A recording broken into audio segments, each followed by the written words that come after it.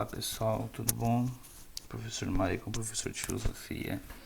Pessoal, hoje eu vou fazer essa aula mais especial sobre o método socrático, falar um pouquinho sobre a história de Sócrates, tudo bem?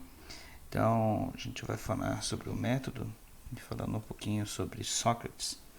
Sócrates, né, que é o pai da filosofia antiga, né, é um dos principais pensadores do período, chamado período clássico, né? Aquele período em que os filósofos estavam aí vivendo em um sistema político, né, na polis. Ele viveu aí no período de 469 a 399 a.C., século V a.C., né? Então, Sócrates, ele foi se não o principal filósofo do período, né? Temos aí outros pensadores como Platão e Aristóteles, que foram também importantes, que vieram dessa escola socrática, né? Platão, discípulo do pensador Sócrates, e Sócrates, então, ele foi muito influente nessa época por causa do seu método, né, de ensino, o método especulativo, né? Então, o Sócrates, né, ele buscava o nomos, né? Ele buscava a verdade, né? Diferentemente de outros pensadores da época, Sócrates, ele acredita numa verdade universal, né? Uma verdade única, de onde deriva todas as verdades, né?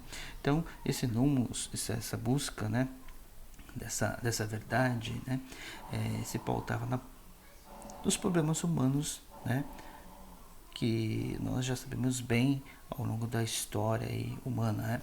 Por exemplo, de onde viemos, um questionamento aí, quem somos nós, o que é a verdade, né? O que é a sabedoria, são questionamentos então que influenciavam a filosofia de Sócrates, né?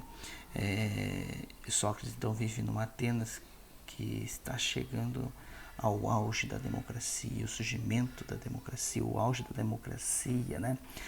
Não uma democracia como nós conhecemos hoje, mas uma democracia pautada, né, no debate público, nas ágoras, que eram as praças públicas, né, onde somente homens, principalmente proprietários de terra, participavam desses debates públicos, né?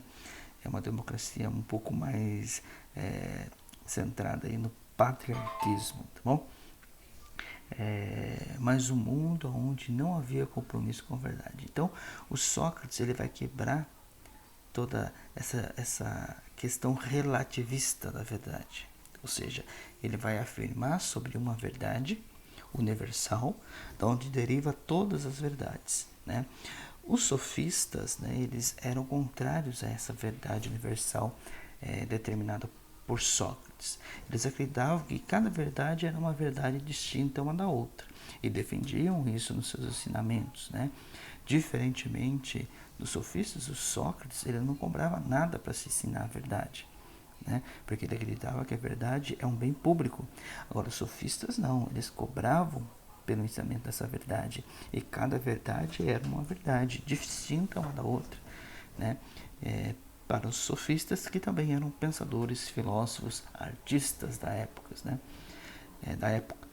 Ao questionar aos poderosos, paga com a própria vida. Então, quando Sócrates começa a questionar, a refutar esses tidos poderosos homens sábios da época, né, filósofos, artistas, né, o Sócrates começa a usar o seu método, aí começa a surgir o seu método, né? Ele começa a questionar e afirma que esse pensador ou esse artista sabe muito menos do que ele. Então ele quer dizer que ninguém pode ser considerado sábio, né? Porque a sabedoria é um processo de construção contínuo, certo? Então Sócrates vai demonstrar que ele não se considera sábio, mas aquele homem é muito menos sábio do que ele. Está aí a chamada ironia, né? Ele vai pagar com a própria vida porque ele foi acusado por 2 crimes. O primeiro, por corromper, né?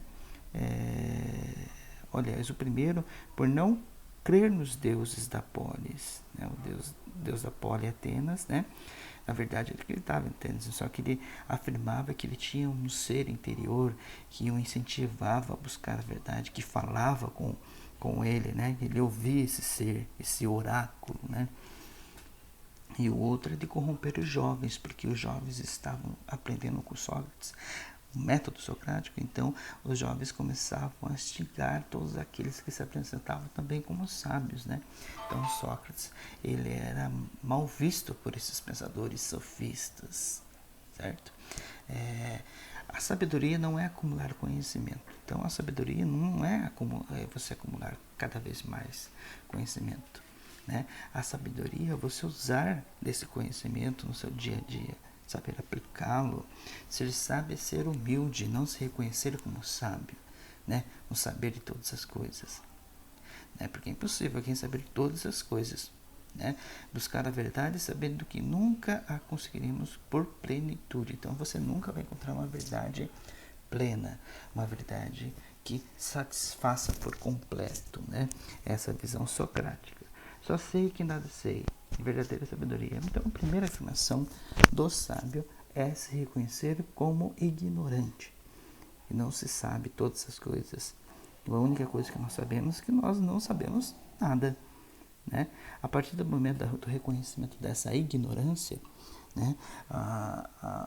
Aí você começa a buscar o conhecimento, a sabedoria a cada dia, passo por passo. Desejo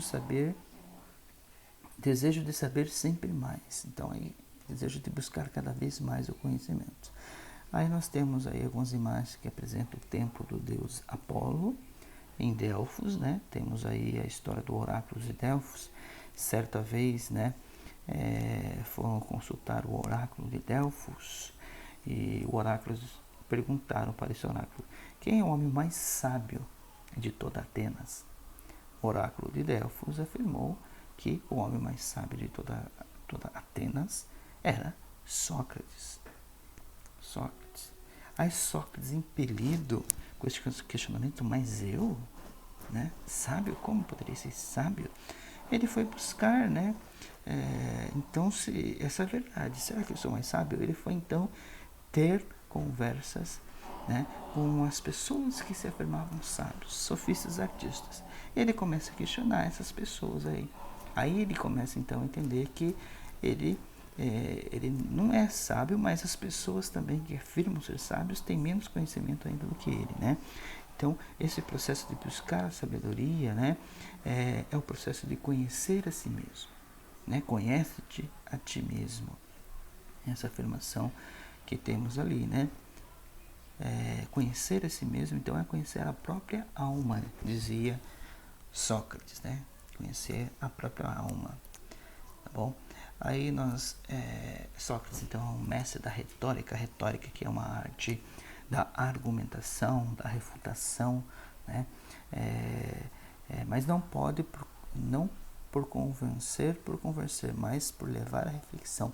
Então, o Sócrates, ele não usa a retórica como uma forma de te convencer que a verdade dele é certa. Mas não, ele leva as pessoas a refletirem a partir de indagações, a partir de questionamentos, né?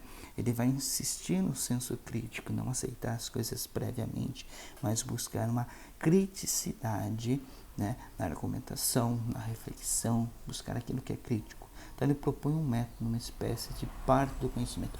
Então, primeiro, ele vai usar aí a desconstrução, a destruição do conhecimento pré-estabelecido, certo?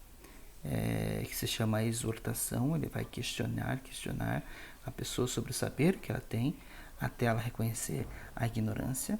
Depois ele vai usar a ironia, que faz parte dessa exortação, nesse método, né? Aí a partir do momento que a pessoa reconhece a ignorância, ele vai dando luz ao conhecimento, chamado maêutica, né? Dar parto, luz.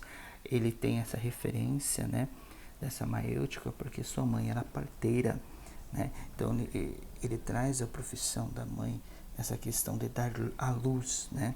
A luz às novas ideias, a luz a uma nova verdade, né? A verdade vai além da opinião, ou seja, a opinião, ela leva ao erro, O conhecimento verdadeiro, não, né?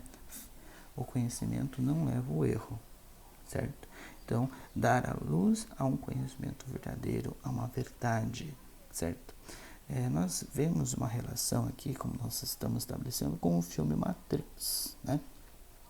Temos Morfeu ali, que direciona o personagem Neo no filme Matrix, né, a essa realidade, a Matrix, né? Morfeu pode ser representado como a entidade, o Deus, né, que falava com Sócrates, a voz que ele ouvia, e o Sócrates representa Neo na busca dessa Matrix, dessa verdade, né?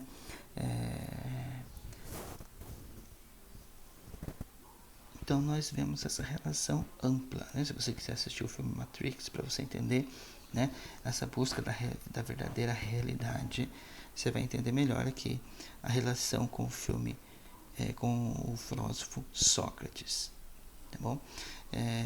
Temos o oráculo ali também, né, que representa o Morfeu, né? Temos o oráculo que possibilita essa compreensão do filme com o filósofo Sócrates, tá bom? O método socrático, então, como eu falei, ele tem essas quatro partes, esses 4 períodos aí, né? A exortação, um convite ao outro de aprofundar o conhecimento, ou seja, você questiona para saber sobre esse conhecimento, né? A indagação, questionar o que o outro sabe, certo? Primeiro, então, você faz esse convite a aprofundar o conhecimento com a exortação. A indagação, você questiona. A ironia, você vai destruir as opiniões, né? A partir desse questionamento, você vai desconstruindo, né, através de uma forma até irônica, né, como dizia Sócrates, para o indivíduo, então, reconhecer a sua ignorância.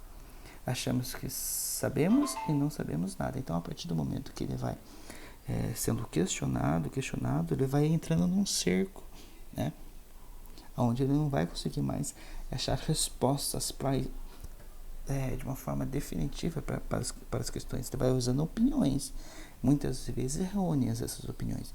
E a maêutica, né, ele vai formular seu próprio conhecimento, ele vai construindo o conhecimento a partir, né, de uma nova visão de sabedoria e de verdade, certo?